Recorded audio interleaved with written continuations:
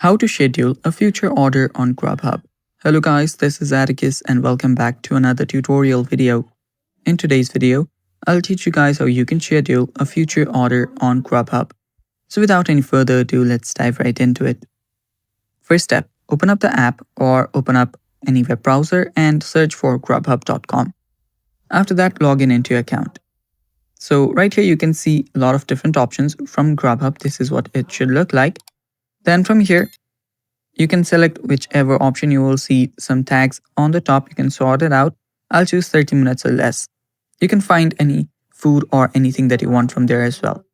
So after that, you can then search for whichever you want to buy. So let's say I'm going to take out this inside out burger. And after that, you will see the delivery option. To schedule your delivery, you'll have to tap on this schedule option. Tap on schedule and now you can schedule a time for the future. So let's say that I want it tomorrow from let's say that I want it at 4:45 a.m. to 5, and you can schedule your order.